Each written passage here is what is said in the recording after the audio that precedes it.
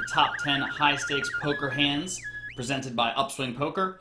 In this show, what we do is we go through the 2+2 high-stakes thread where hands that are played on mostly PokerStars are transcribed or put into a converter, uploaded into the thread, and you sort of see all of, or many of the high-stakes action, many of the high-stakes pots that are played sort of sequentially in the thread. In this show, what we do is we grab hands from that thread. Oftentimes the hands are, recently, but we've got a couple blasts from the past in this episode, and I'll go through them.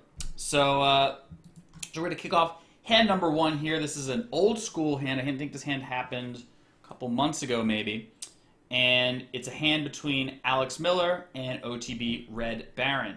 So for those of you, we're going to do player introductions this week. So for those of you who don't know, Alex Millar is an online poker player. He's been playing high stakes, no limit hold'em, heads up, and over the last couple of years, a lot of 6-max for many, many years. He was sponsored by PokerStars. He's for sure a staple in the high stakes online poker no limit hold'em community, versus probably the best, or at least the person with the best results, OtBRedBaron on PokerStars, that has sort of the best high stakes 6-max results over the last couple of years. So two titans clashing. In this hand, we're playing 5100 with an ante, which for this will definitely play a bit of a role, the ante, playing 3-handed. And OTB is in the small blind, and Kanu's in the big blind. OTB limps in, Kanu raises, and OTB calls. Now, with the ante, the small blind is getting an incredibly attractive price to play their hand, especially to play their hand as a limp. It's $50 to win what would be a total pot of $260. So their pot odds are going to be 50 divided by 260, which is less than 20% equity. So they're going to want to play a lot of hands and almost certainly want to incorporate a limping strategy. So OTB limps and Kanu raises. And OTB limp calls. Flop is 922. I believe rainbow. In this hand I'm looking at, we don't see the suits. We'll just go with rainbow for the purpose of this discussion. And Kanu goes for about a half pot size c-bet. And in this hand, OTB has Queen Jack. So on the flop, he has 2 overs and a backdoor straight draw. He decides to call the half pot flop c-bet, which so far I agree with. He's getting 3-1 on the flop and a 9, 10, Queen Jack or King all improve his hand. And ace is also not bad for his range, as he will likely check call with many ace highs on the flop. So far, pretty good play. The turn is an 8. He picks up that equity, and Kanu bets again, this time going a little bit bigger, opting for a 3/4 pot bet size. And OTB calls. So the turn is a little bit interesting. In terms of direct outs or outs versus a hand like, let's say, pocket fours, OTB has 10. He has 3 jacks, 3 queens, and 4 10s. So obviously the 10 is going to be more valuable than a queen or jack. But I think in general you can be pretty comfortable with all of those cards as being outs. That said, he's in really bad shape against something like King Queen or Ace 10, or like I said, a hand like Pocket Fours. I think the way that OTB looks at this turn situation is that he thinks that Kanu has more of a polarized range. What that means is that Kanu is more likely to have a hand like Ace 9, Pocket Jacks, maybe a deuce, maybe pocket aces, maybe not even pocket aces. He might decide to check pocket aces somewhere, maybe even on the flop. So he thinks that a lot of his range for value are going to be these hands like I said, ace 9, 10s through kings maybe, and maybe a couple deuces, ace deuce suited, something like that he raised pre-flop, and then bluffs, hands like jack 10, 10-7, 6-5, 7-5, 7-6, and he could even have hands like 5-4 that OTB might think that Kanu might favor raising pre-flop, and then might favor almost always betting the flop, and then might overbluff the turn. So, versus, again, and sort of one of the cool things about this hand is that OTB is making a very specific read because it's a lot of sort of he knows that he knows that he knows, and sort of they've played many years together, play a lot of hands with each other, so they both have very specific reads on each other. So OTB might have a specific read that this is a situation that he thinks that Kanu might have a lot of these lower connected cards from pre-flop that would bet the flop and then decide to bet the turn. So that's why he's sort of, you'll see, especially if you watch the high stakes, right? OTB will make a lot of sort of very heroic plays like this, and that is likely due to a lot of lab work and a lot of sort of attention to detail and knowledge of playing with players for a very long time. So he calls the turn. The river is a 4, and now Kanu goes all in for 8,500 into a pot of about 3,900. So the pot is 3.9. So he goes all in for about 2.2 times the size of the pot, a very big overbet. And OTB decides to hero call. Now, the 4 in and of itself is a brick. It doesn't improve any hand, and I also would, I think that it's accurate to say that Kanu would never do something like turn 4-3, 5-4, 7-4 into a bluff. So when Kanu goes all in on the river, his value range is, let's say, we'll make a guess, and we'll just say that is the thinnest hand he'll have for value is ace-9. But it might actually be pocket tens. Let's say pocket tens. Pocket tens is a little bit safer. He might view pocket tens and ace-9 a little bit differently because when he has pocket tens, it's a little bit more likely that OTB has a hand like a 9 and makes the call. Maybe that's what this bet size means from Kanu's strategy. Kanu goes all in, and OTB calls with queen high. Now, if we just Kanu ends up having tens in the hand, but we don't need to focus on that. We know that that's one of the hands that Kanu has in his hands. I guarantee you that Kanu bluffs here too. Whether or not Queen Jack is a correct call is hard to say, but I guarantee you that Kanu will show up with bluffs here. So what OTB is doing by calling this river is essentially putting Kanu on a range of something like 7, like we said, 7-6 suited, 10-7, 7-5, 6-5, maybe even 5-3, maybe even Jack-10 or Jack-7, and is deciding that his hand.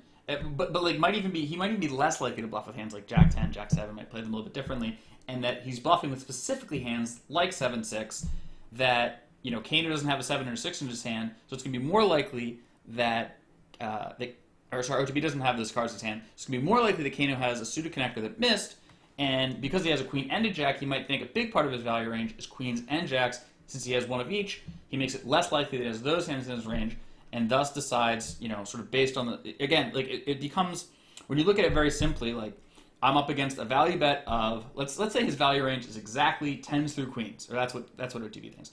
I'm up against a range of exactly 10s through queens, or 10 high and worse. If that's what OTB's estimation is, this call is very reasonable, and it doesn't matter that it's only queen high. The fact of the matter is that it beats the bluffs, so it's every bit as good as a hand like ace-9. All right, we got another OTB and BadgeCorbin doing a little heads-up battling over the last couple weeks. For those of you who don't know BadgeCorbin, he is a Swedish player that tends to rely a little bit more on intuitions, almost like a little bit of a feel player. I know specifically pre-flop or 3-betting, it's almost like a dartboard, the way he likes to play out of the big blind. He almost just closes his eyes and just throws a dart. It's like king 3 off. Seems like a 3-bet. Let's go. And then we'll make some very unconventional plays after the flop, whereas OTB is a much more structured player.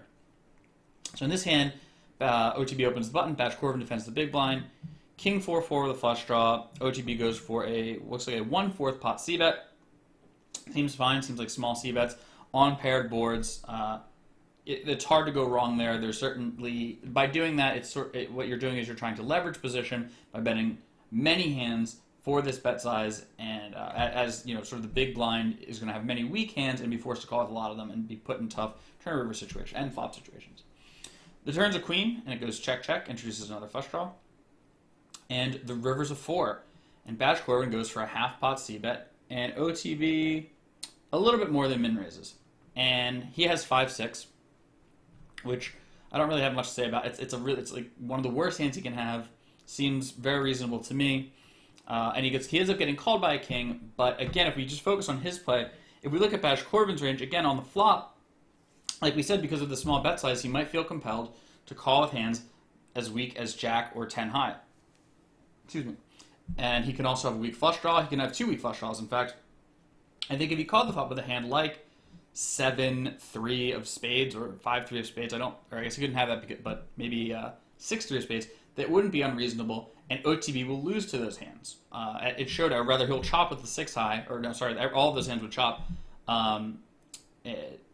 but he won't end up, being able to win the pot. So by what he's doing by raising is he's saying, I think that if I raise to 600 and let's just call it 680, If I raise to 680, BadgeCorbin will fold enough of the time to make this bet profitable. And if you look at how much money's in the pot, well, we can round up and we'll say it's about $1,000. So he's only risking 0.7, or rather 70% of the pot in order to win the whole pot. So it only has to work 0.7 divided by, so his bet size relative to the pot, we're going to say it's about 7. It only has to work 0.7 divided by 1.7, or 41% of the time in order to break even. So he's offered a very, very attractive price on a bluff. If BadgeCorbin has 41% or more bluffs, this bet will break even in a vacuum, and BadgeCorbin and OTB will profit. And since I don't think there's a way to profitably call, I would say that this, as a sort of looking at this as a vacuum between fold and raise, is probably making him more chips than folding. And I think it's also reasonable that he could have checked a king on the turn and then be value raising on the river. So all in all, I think it's a good line from OTB. And also, if we think about BadgeCorbin's range on the river, he's very much so going to have a hand like a weak high card hand or a king, maybe a queen, which will almost certainly call this bet. So those hands are sort of the same, but it's sort of polarized into, let's say, queen plus and sort of jack high and worse. And if he just simply has enough jack high, the bet will show a profit. And if he always folds it, which I think he will. Another hand where OTB opens the button, BadgeCorbin calls in the big blind.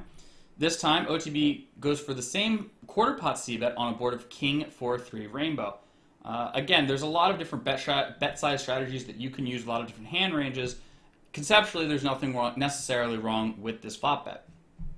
The turn's a 5 and brings in several straight draws. And OTB decides to go, and after BadgeCorbin calls the flop and checks the turn, OTB goes for another turn bet. And this time gets check raised to a very large size. He bets 2/3 and faces a check raise to, he bets about 9 big blinds into 13, and then faces a check raise to 55 big blinds. So it goes from 9 big blinds on the turn to 55. Really big raise. And given that they're very deep, it's almost like it looks as though BadgeCorbin is trying to play a pot for all the chips, or almost all the chips. Definitely looking to play a large pot to leverage, whatever he has. And in my estimation, I actually don't even know what he has yet, or I don't remember. But my estimation is on this turn, BadgeCorbin either has a straight or somehow has a 6 in his hand, maybe even a pair and a 6, and is trying to pretend that he has a straight and doesn't think that OTB has one, but could have a king, or maybe even a hand like pocket 7s or a 5, and then bet the turn and then check the river. So he wants to put those hands in a tough spot by raising the turn. The river's a 7, and BadgeCorbin bets really small. I like this bet from BadgeCorbin because, as I said, I think there's a good chance if he's bluffing he has a 6. He might not necessarily have a 6, though. He could have a hand like a deuce, like 3-2, 4-2, maybe like a weird ace 4, ace 3. Those are definitely possible, especially from him. Dartboard. So he goes for a small river bet, less than half the size of the pot, and what this does is it puts really anything that's not a 6 from OTB's position into a challenging situation, because essentially Badge has a 6 or nothing, and he will have a 6 here, like in my opinion, quite often, and OTB will oftentimes have 2 pair, a set, or maybe even just a dry king. But OTB raises, and at this point, you can expect OTB to have, he might just do this with every 6 to put Badge's 6s in a tough spot, because it's very unlikely that Badge has 8-6, whereas it's certainly plausible that OTB has 8-6 because of the flop. Like it's unlikely that Badge check called 8-6 on the flop. It's more likely he would have 3-bet at pre-flop, so you have 8-6 offsuit and fold. And it's very plausible that OTB bet the flop and the turn with 8-6 and called the check raise to try to dish out some devastation on the 7 river. So at this point, I don't really expect OTB to ever bluff. I expect his range to just be a 6, which is putting a chop in a difficult situation, or 8-6. And so he shoves all in, and Badge calls, and sure enough, OTB, classic OTB. Oh yeah, dog, don't mind if I do just bang off the 7 on the river for the 300 big blind cooler. And sure enough, BadgeCorbin did have a6, making it less likely that he has a hand like 6-7 or ace-king or aces. So all in all, I actually think it's a quite reasonable play from BadgeCorbin, and classic OTB river play. All right, BadgeCorbin now battling Kareem. So, Badge 2.5x is the button. Kareem 3 bets to 10 big blinds in the big blind. I think it's a good strategy if I recall correctly. Badge is a very low folded 3 bet. The flop is Ace, King, Queen, Rainbow.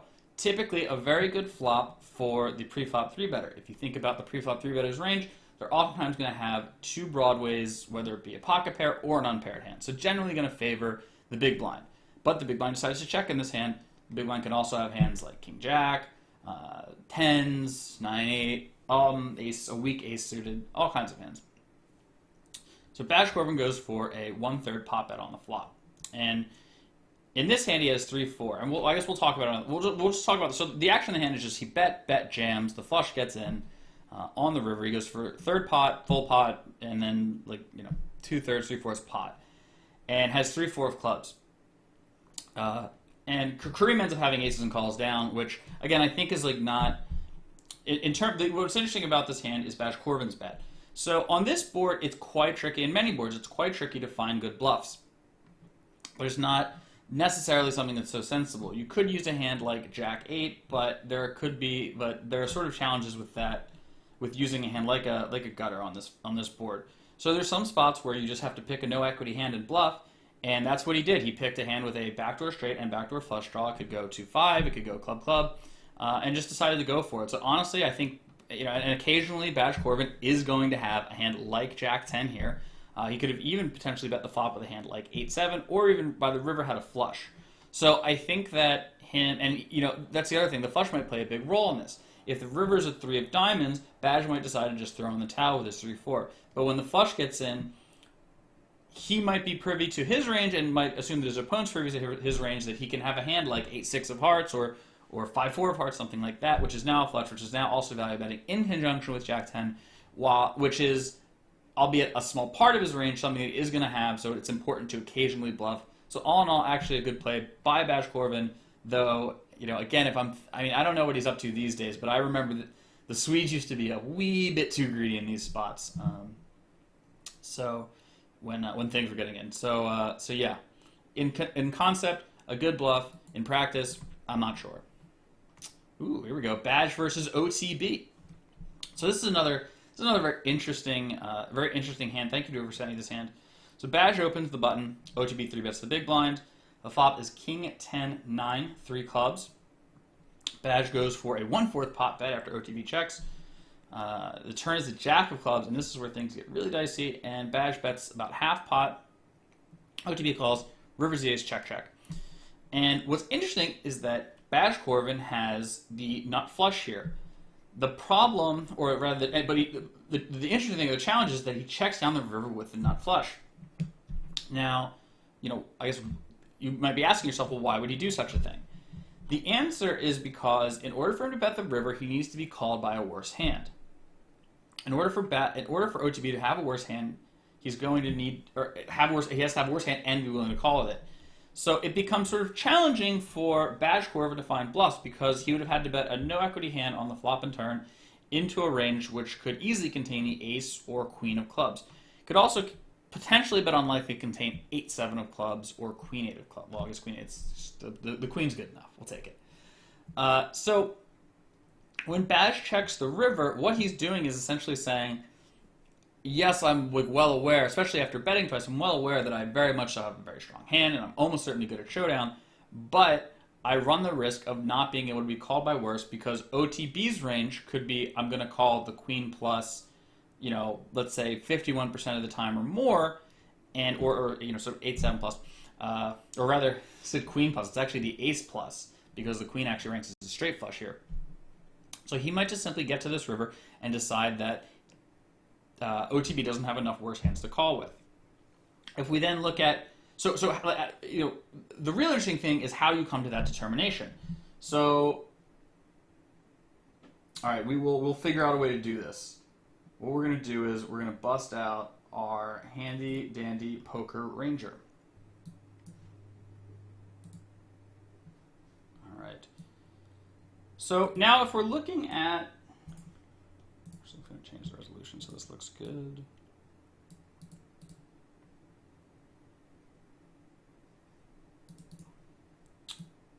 So, let's look at what OTB's 3-bet range actually is.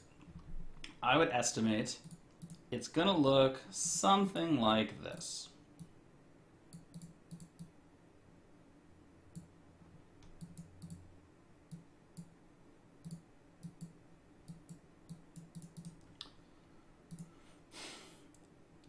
So I can't say for sure what OTB's 3-bet range is. I'm gonna guess it's something like this. At least that would be my guess. He ends up surprising us with 8-9 off in this hand, but you know, that's my guess. Maybe Badge had the same idea. So on the flop, what hands are going to continue versus a bet, even a small bet? Well, he's going to fold all of these, and by the way, he can't even have the ace of clubs, so he's definitely going to fold all of these hands. That said, he will, and I think he'll probably, we'll just say that he'll bet all the low flushes, so he doesn't have these hands either. These are also out of there. He can have these low, he can have the low pairs with a flush. I think he'd likely bet these straight draws on the flop. It could be challenging to say exactly what he'll do with some of the straight hands. We'll say that he checks ace king, but we will say that he bets king 10 and 10-9, maybe 10s and 9s, and then queen jack. So we'll say that he checks all these hands on the flop. And remember, he could also bet ace jack actually, or ace queen. We'll dump those as well, but it's I guess sort of important to remember. Ace queen can maybe go either way with a club. I think he might be a little bit more likely to check it with a club, so we'll give him ace queen with a club. So this is a rough idea of what OTB's range might be on the flop.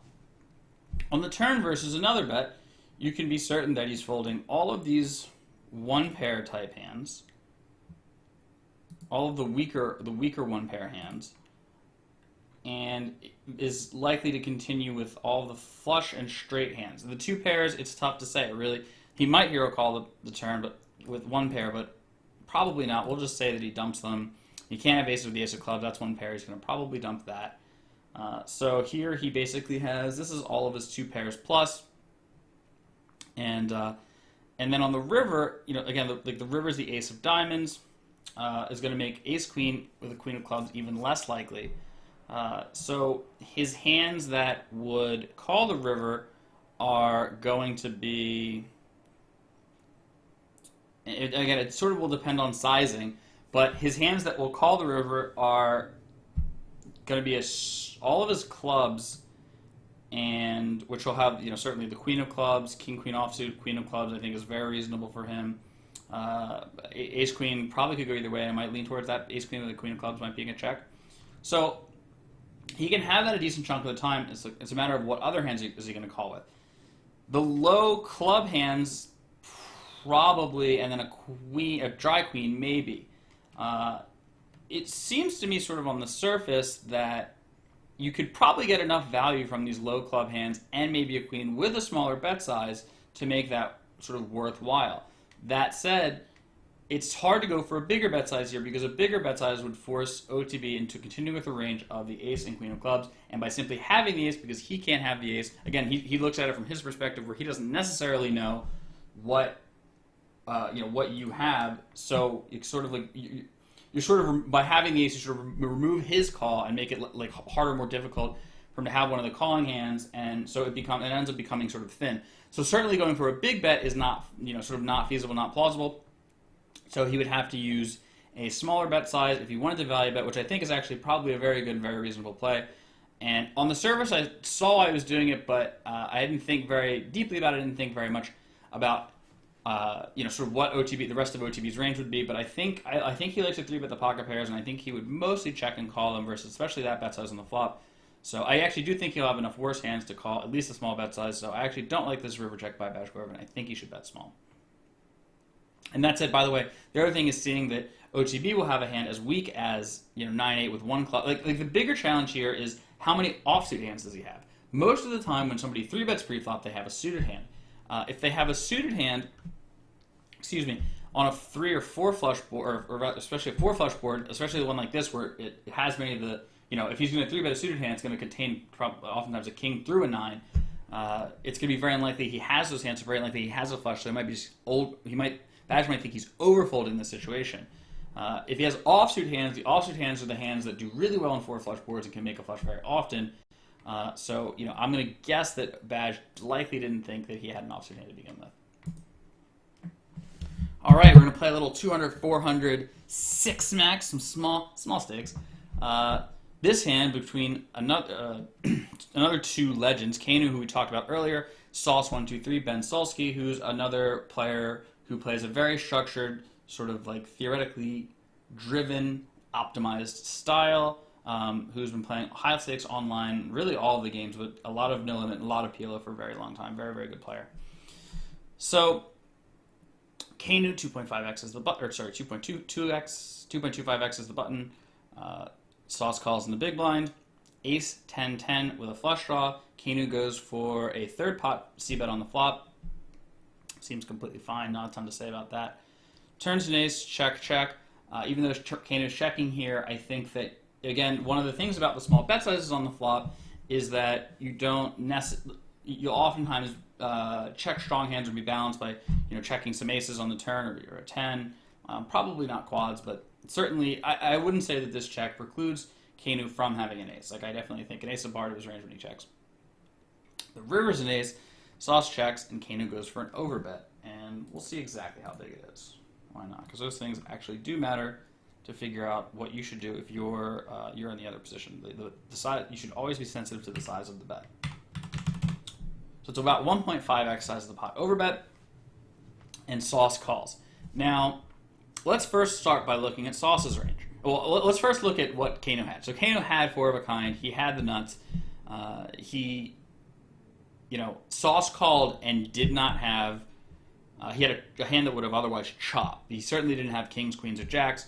Sauce would basically 3-bet those 100% of the time, given the stack size in the situation. Excuse me.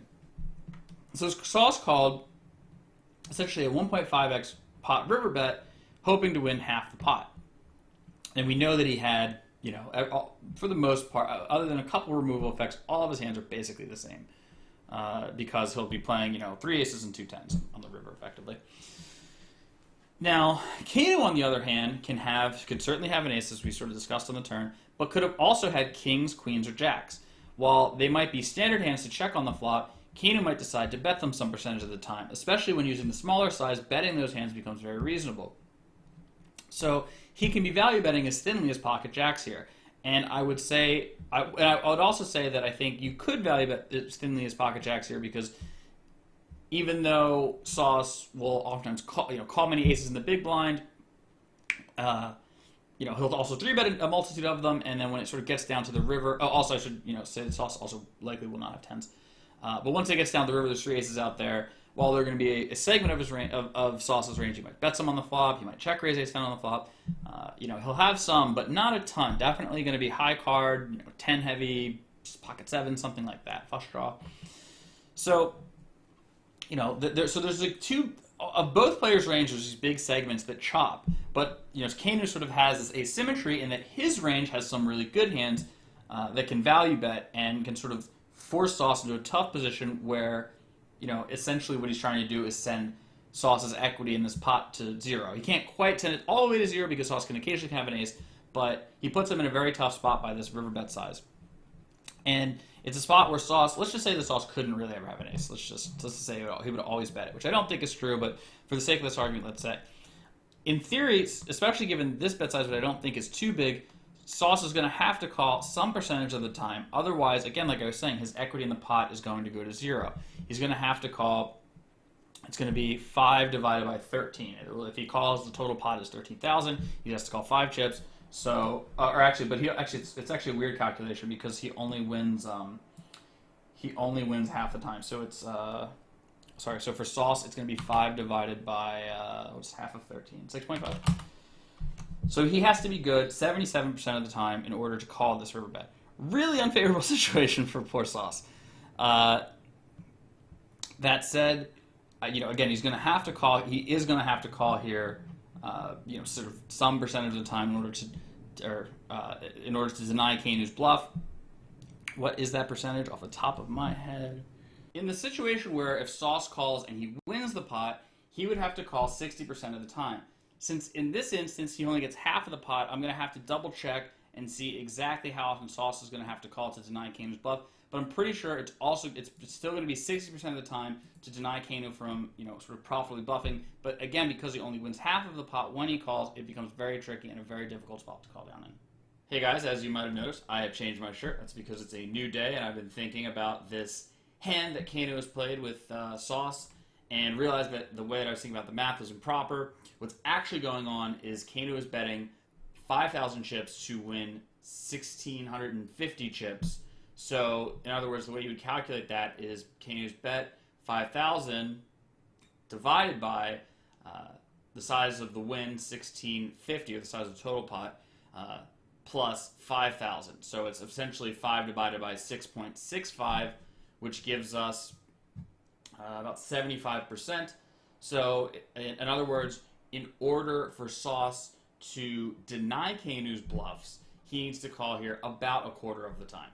All right, in this situation, we are playing another heads-up hand versus MMA Sherdog, who I believe plays a lot of 6-max, but has been playing a lot of high stakes and limit lately, and Thomas90, who is a heads-up regular. Sherdog opens the button to 2.5x, Thomas defends the big blind.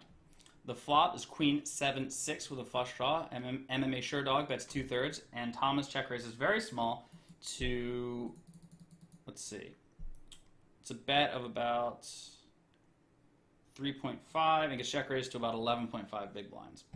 So for sure on the smaller side, the total pot after the bet is 400 and he check raises to 550. So certainly a size that is going to force Sherdog into continuing with a number of hands. Again, given Thomas's equity on this, or price on the steal, and Sherdog's pot odds to the call. The turn is Jack, and Thomas checks.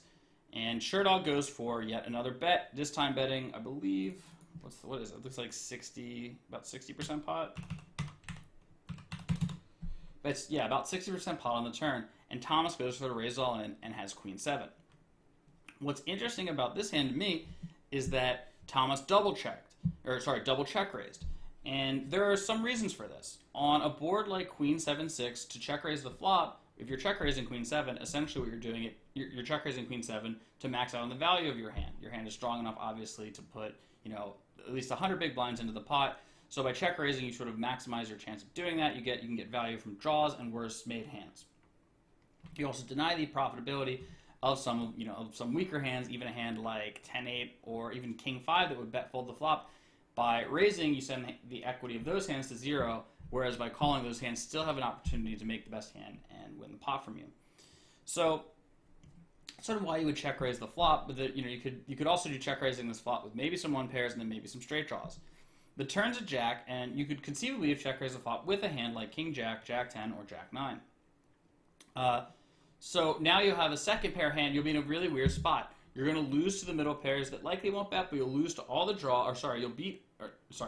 you will beat all of the middle pair hands and draws that would have bet called the flop. So if he has a hand like 7-8, 8, 9-8, 7-8, you got him. The bet called the flop, but you're going to lose to all the queens. You're in a really weird spot, and you're sort of forced to check the turn. After Thomas check raises the flop and then checks the turn, if he's checking this turn with some jacks or maybe some middling hands, he might decide to also check some strong hands, because if you look at this flop, there's a ton of draws. 10-9, 10-8, 9-8, 8-5, 8-4, 5-3, 3-4, 5-4, and all the club draws could have all conceivably bet the flop. A decent chunk of them could have called, and they've all missed on the turn. So there's 2 ways to sort of attack this. You can bet the turn and put those hands into tough spots, or you can check again and decide to check raise all in. Since Sherdog goes for the turn bet here, one of the weaknesses for a check raise strategy, especially if you decide to oftentimes bet your 2 pair of your strong hands on the turn, is that if you check the turn, you're oftentimes going to lose the pot. Your equity in the pot is almost 0. By checking and having a check raise range, it discourages your opponent from betting the turn with both their good hands. For in this instance, it could be a hand like Ace Queen, letting you realize more equity with the Jack, or their bad hands. Some of their stronger draws that might feel sort of impervious to bet. And for instance, if Sherdog had a hand like 5-4 of clubs and wanted to bet the turn because he knew it was never going to be raised and could potentially put a Jack into a tough spot on both the turn and the river, it becomes very appealing to bet. Whereas If a hand like 5-4 of clubs could face a turn check raise, it's a complete disaster because you don't really know what you're supposed to do. I suppose you'd have to call given the number of outs you'd have, given sort of your equity versus your opponent's range, but it's not an ideal situation because you sort of are breaking even on a pot odds call at best. So, overall, I think a double check raise strategy makes sense. Whether or not this particular situation it makes sense in, whether or not it makes sense in, is harder to say. I see a lot of merits for it based on the number of draws that missed on the turn, but it depends on what Sherdog's flop range is. I think with a more polarized flop range, it doesn't make as much sense. Whereas with a flop range with more merged hands, it makes more sense because it puts those hands, the flop check raise makes more sense because it puts those hands into a tougher situation.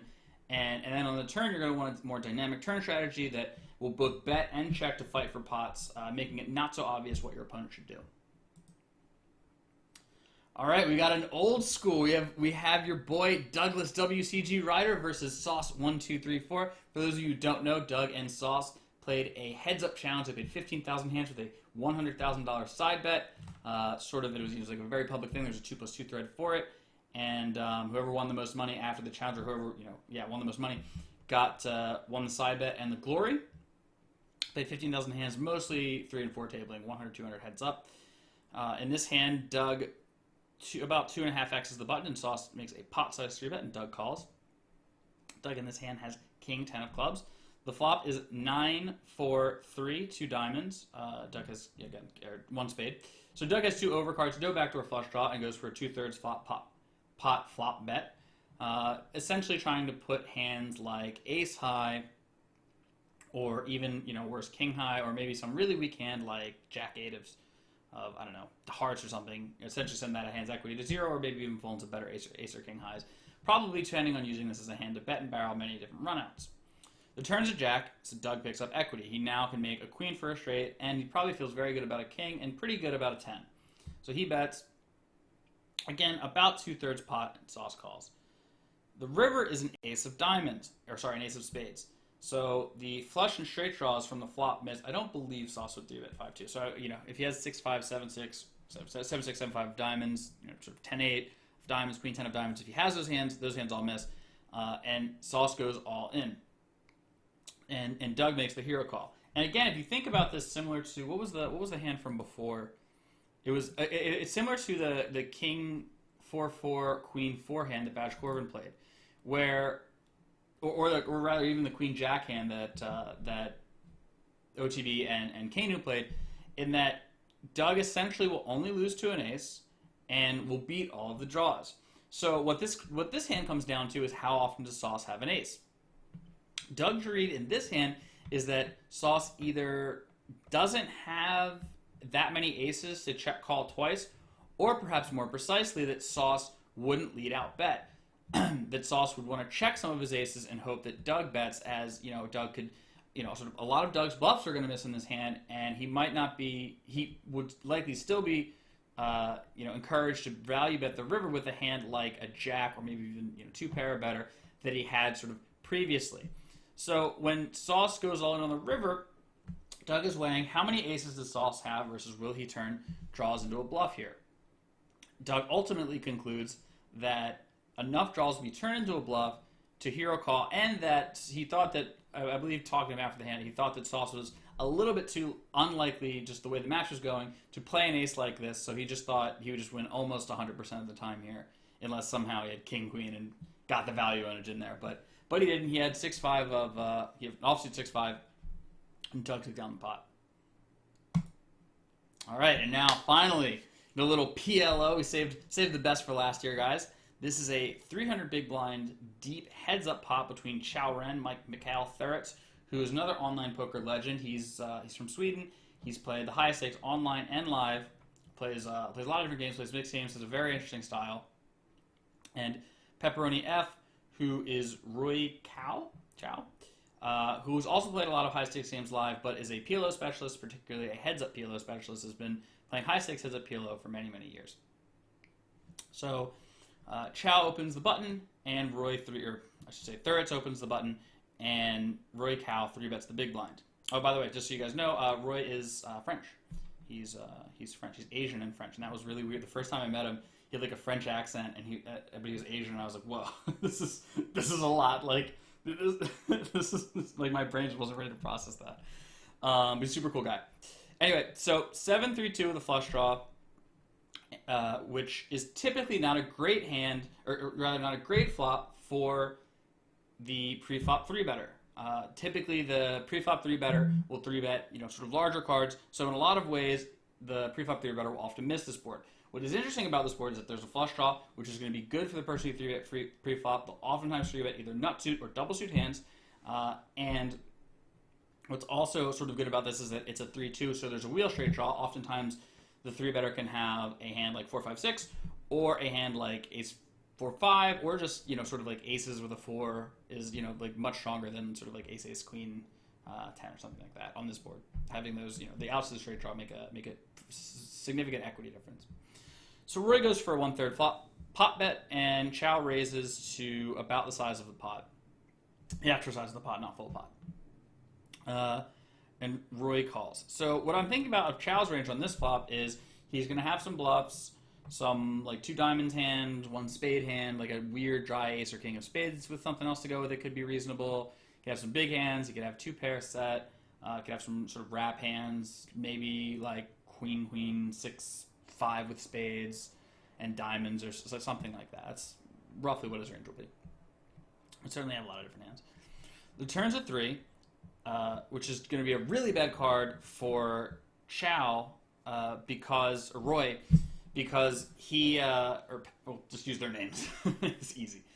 Pepperoni, because he will very rarely have a hand with a 3 in it. That said, he could have a 3 plus spades, but other than that, and like a hand, like a very, couple boats, for the most part, the 3 is a quite bad turn for him, not only because he doesn't have it, but because Chow could have also raised the flop with just a dry 3. So he's not stoked about this card for sure. It's definitely a rough card for his range. Chow decides to bet 7.5 into 12K. So he bets about 60, almost 2/3 the size of the pot, a little bit, maybe about 60% of the pot. And Pepperoni min raises. So now we're getting into, by the way, Pepperoni also not much of a... Both of these guys are, I would say, more sort of, let's say, use the word intuitive or feel-oriented. I would say Pepperoni definitely more than Chow. Chow definitely has some structure, albeit a bit of a funky structure, but certainly more of a structure than Pepperoni. So when he min raises, essentially what he's doing is, well, we'll look at his actual hand now. So he actually has 7, 5, 4, 8. So what he's doing is trying to put a hand like a better 7, a pocket pair with something to go with it, or a wrap in a tough spot. That said, I don't know if I'm entirely on board with his turn check min raise. Maybe he has a special sort of read that I don't have. I haven't played either of these guys heads up, but it certainly doesn't seem to have a ton of merit other than getting Chow to maybe fold some kind of equity, or maybe he thinks this is a bet check downsize. I'm not 100% sure. Funky play to say the least. The river's a 5, and Pepperoni goes all in. What is interesting about this is sort of the bluff. It's like, so once Chow's called the turn, why would Roy shove the river? It sort of doesn't make sense. It would seem like Chow's gonna have some number of boats that are gonna bet the turn, and they're obviously gonna call, his whole range, or a lot of his range, is gonna call the sort of the turn min raise, and then Pepperoni jams the river. I'm going to go out on a limb and say that he thinks that Chow has either a pair and a flush draw, or could have even rivered a straight, or have a dry 3 and fold it. That's what I hope he's doing. Otherwise, I'm very confused by this play. But the fact that he has a 7, and then on the river 7 and a 5 makes it less likely there's a boat, and a 4 makes it less likely that he has a straight. Since he's trying to avoid the boats and straights, he's doing a good job of having removal towards them. That said, he is sort of reaching for Chow to have hands that have raised the flop, bet called the turn, that are now weaker than his hand that will fold the river. A straight has also gotten in. Hard to say what Chow would do with that. That said, again, sort of having the 7 and the 5 makes it very unlikely that Chow will have the straight. So certainly a very, very aggressive, I think, ambitious play. I think there's smart peel, sort of elements of PLO going on here from Pepperoni, but I don't know. I don't know if they necessarily fit very neatly into sort of how unfavorable a situation this is for his range. And then Chow just happens to have the boat, which I don't necessarily think he'll always have. Remember, there's a bias for all of these hands. They all go to showdown. All right, and last hand, another 1-2 heads-up PLO hand between Chow and Pepperoni. Chow opens 3x on the button. Pepperoni calls in the big blind. Pepperoni checks. Chow bets half pot on a monotone board. This could certainly be a lot of hands. This could definitely be a flush, could be a straight. A set or two pair wouldn't surprise me, and definitely some number of bluffs. The turn's a 6, and Chow goes for a very big bet, or rather a 2/3 pot bet, 3/4 pot bet. On this turn, Chow's going to be much more polarized because Roy he's basically has like at worst a straight. He's unlikely. Well, he might have a set and something, but for the most part, there's not going to be any 2 pairs. There might not even be a 4. It might just be 8-4 or better for value. The reason being is that Pepperoni will now also, he's going to have a multitude of flushes. He's also going to have a ton of 4x straights, the 9x straight. They could even have the 8-4 is certainly possible as well. So betting thinner than that from value would sort of be nonsensical because he'd be value cutting himself, putting in money with weak hands versus sort of slightly stronger hands. The river's the 10 of spades. Pepperoni checks again, which is like pretty standard. Like there's nothing, you could potentially have a check raise range before this, but check calling your whole range here heads up PLO, even given the stack size, I think is fine. The river's a 10, and Pepperoni faces a full pot bet. Now the full pot bet, I would say, is going to be restricted to a flush or nothing from Chow. That would be my guess. So what I guess, and the other thing is because it's heads up, it doesn't necessarily have to be as strong as the nut flush or straight flush. I think that Chow could easily be betting as wide as a queen high, maybe even a jack high flush here, because I believe that maybe even a 10 high flush, like almost all the flushes that he would bet the flop and end the turn with. I expect Chow to occasionally check the flop and the turn with the flush, and probably with the weaker flushes.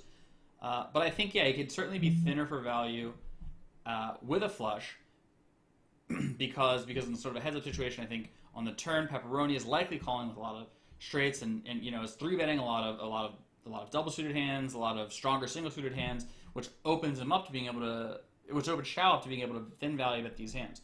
So he goes for the pull pot and has the king of hearts, which might even be better than the ace of hearts because Pepperoni might be 3-betting a lot of his nut flushes, so the real strongest flush that you're looking to avoid is the king high flush. That said, Pepperoni has the 8-4 straight with a heart and decides to hero call and is correct. And I think that's important. I think it's important that he occasionally calls the river without a flush. There's no way that he'll have a river or a flush on the river often enough to make just calling with a flush on the river or rather, if he doesn't call with a hand that's not on the flush on the river, he'll be exploitably tight versus even a pot size c-bet. So he's going to have to occasionally call with a stronger hand, and the hand like a straight with a flush blocker makes a lot of sense.